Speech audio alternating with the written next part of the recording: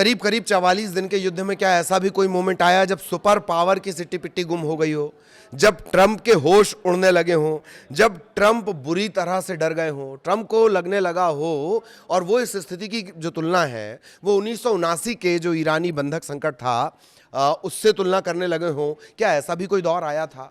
या ऐसी क्या वजह रही कि सुपर पावर की हालत खराब हो गई, अमेरिका की हालत पतली हो गई, ट्रंप की हालत पतली हो गई? ऐसा भी हुआ है, यकीन जानिए।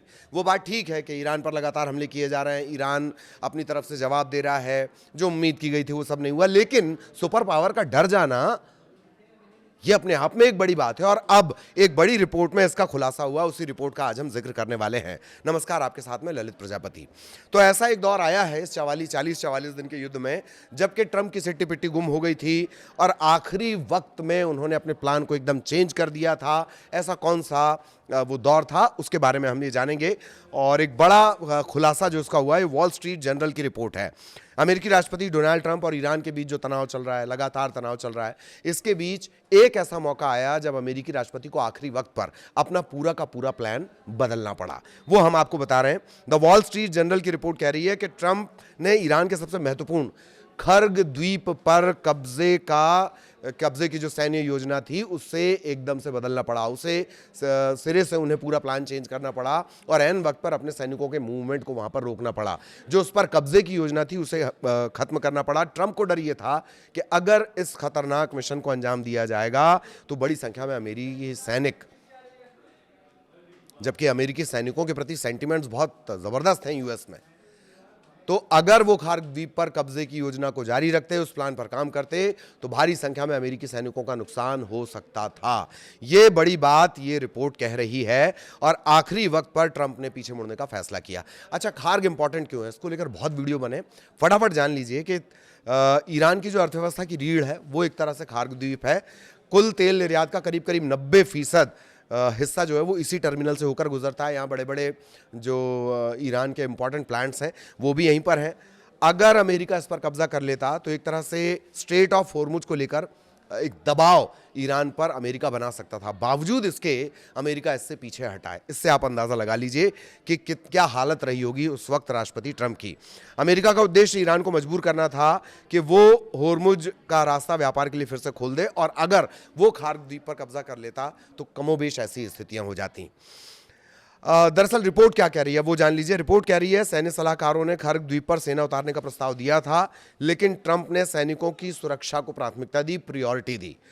ट्रंप ने कथित तौर पर कहा था कि इससे जो अमेरिकी सैनिक है वो बहुत आसान शिकार बन जाएंगे। अगर खार्ग पर उन्हें उतारा जाता है, खार्ग को कब्जे में लेने की कोशिश की जाती है, तो अमेरिकी सैनिकों को मारा जा सकता है।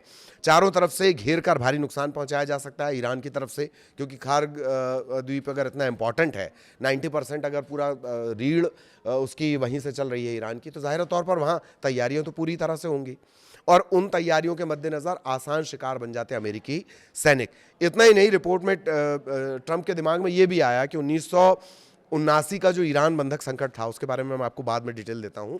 1979 की वो घटना भी बहुत दिलचस्प है। तो उसकी यादें उनके दिमाग में ताज़ा हो गई थी, और वही यादें थीं कि ट्रंप को अपने पैर पीछे खींचने पड़े, और एक तरह से डर जैसी स्थितियाँ ट्रंप के सामने बन गई। अमेरिका किसी भी प्रकार की ज़मीनी कार्रवाई पर ये बार बार ईरान की तरफ से धमकी दी गई है कि अगर अमेरिका कोई ज़मीनी कार्रवाई करेगा तो जहन्नुम जैसा उसे जो नज़ारा है वो उसे देखना पड़ेगा, वो उसे भुगतना पड़ेगा, नरक जैसा हाल कर दिया जाएगा। यही वजह है कि उस ज़मीन पर किसी भी ऑपरेशन से ट्रंप अब तक बचते नजर आए। वो बार बार ये साफ भी करते हैं, और यही वजह है कि अभी तक भी कोई ज़मीनी कार्रवाई अमेरिका की तरफ से नहीं की गई है। तो खार्ग द्वीप पर कब्जे की जो प्लानिंग थी वो ट्रंप के दिमाग में इसी वजह से एन वक्त पर जो प्लान है वो बदला गया। अच्छा, एक घटना और भी हुई थी जिसने ट्रंप को गुस्से से भर दिया था। ईरान के ऊपर एक अमेरिकी विमान को मार गिराया गया था। आपको याद होगा 2 पायलट लापता हुए थे। उसके बाद फिल्मी स्टाइल में एक जो पायलट है उसे किस तरह से खोज कर वहाँ से लाया गया था। तब बड़ी तारीफ भी जो ट्रंप ने उन्होंने अपने अमेरिकन्स की थी, अमेरिकी सोल्जर्स की थी। वो पूरा घटनाक्रम आपने देखा है। उसी वक्त की वो घटना है जबकि खार्ग पर कब्जे का प्लान बन रहा था, और नाराज़गी इस कदर भड़की कि खार्ग द्वीप पर जो इम्पोर्टेंट मिलिट्री असेट्स थे या मिलिट्री पॉइंट्स थे, उस पर फिर अमेरिका ने जमकर बमबारी की थी। लेकिन तब भी कब्जे का प्लान नहीं किया था। कब्जे का प्लान इसी वजह से अमेरिका पीछे हटा था। उसे उम्मीद थी कि भारी नुकसान इससे अमेरिका को हो सकता है।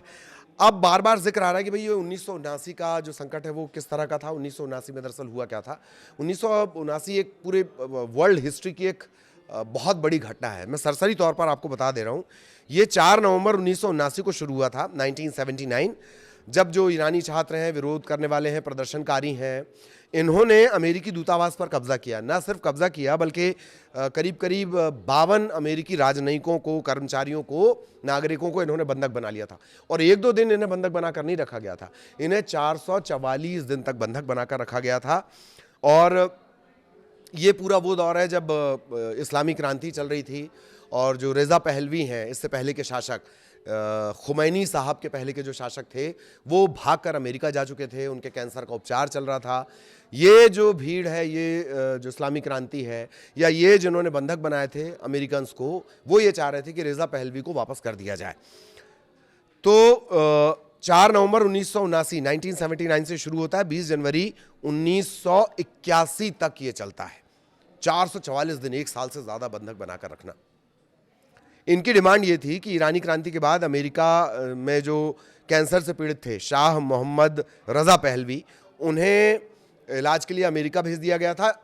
क्रांतिकारी जो थे, या जो ईरानी छात्र थे, या जो प्रोटेस्टर थे, वो ये चाह रहे थे कि रज़ा पहलवी को वहाँ से वापस उन्हें कर दिया जाए। किसे वापस कर दिया जाए? ईरान को वापस कर दिया जाए। और ये जो संकट था, बंधक संकट था, 444 दिन जो चला 1979 का, इसने ईरान और अमेरिका के संबंधों को हमेशा के लिए पूरी तरह से बदल दिया। ये इतना बड़ा संकट था कि जो अमेरिका के राष्ट्रपति थे, तत्कालीन अमेरिकी राष्ट्रपति जिमी कार्टर, उनकी छवि पूरी कमज़ोर हो गई और 1980 के राष्ट्रपति चुनाव में उनकी हार में ये बहुत बड़ी भूमिका थी। मतलब हारते हारते वो ये तक कहते रहे, अपने कार्यकाल के आखिरी दिन तक उन्होंने ये कहा कि आप अब बंधकों को छोड़ दीजिए, तो कम से कम वो क्रेडिट ले सकें जाते जाते, जिमी कार्टर, कि देखिए मैंने बंधकों को छुड़वा दिया। क्योंकि खतरनाक सेंटिमेंट होते हैं अमेरिकन्स के। वो आखिरी दिन तक ये कहते रहे कि खुमैनी से कि आप उन बंधकों को मेरे कार्यकाल के आखिरी दिन तक बस छोड़ दीजिए, ताकि वो ये दाग उन पर ना लगा रह जाए। पर ऐसा नहीं हुआ। उनके कार्यकाल के बाद ही 1981 में अल्जीरियाई जो राजनयिक हैं, उन्होंने मध्यस्थता की और बंधक रिहा किए गए। रोनाल्ड रीगन उसके बाद राष्ट्रपति बने थे, जिनका, रोनाल्ड रीगन कौन से? रोनाल्ड रीगन जिनका बड़ा विवाद होता है अपने